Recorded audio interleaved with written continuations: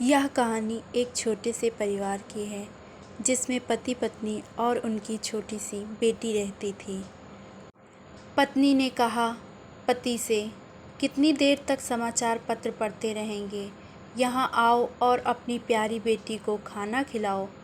पति ने समाचार पत्र एक तरफ फेंक दिया और अपनी बेटी की तरफ ध्यान दिया। बेटी की आंखों में आंसू थे और सामने खाने की प्लेट।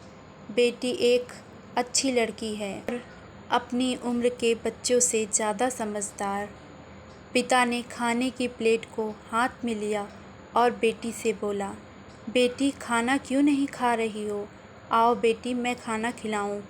बेटी, जिसे खाना नहीं भा रहा था, सुबुक सुबुक कर रोने लगी और कहने लगी, मैं पूरा खाना खा लूँगी, पर एक वादा करना पड़ेगा आपको मुझसे।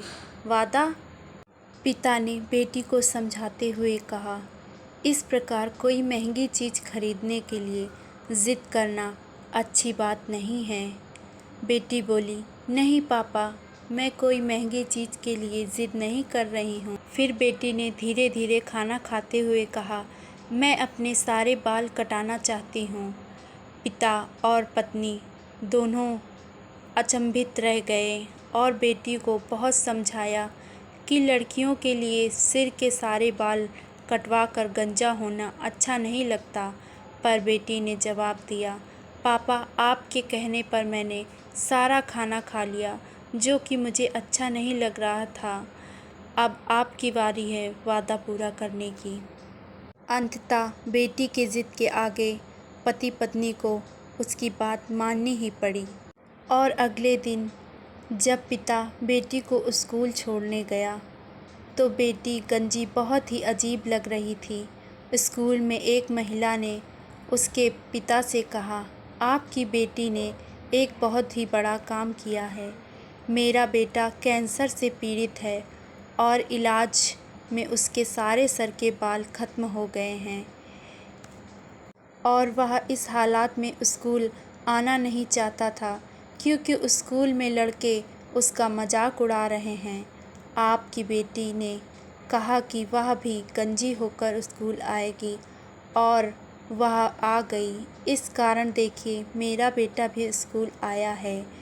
आप धन्य हैं कि आपको ऐसी बेटी मिली।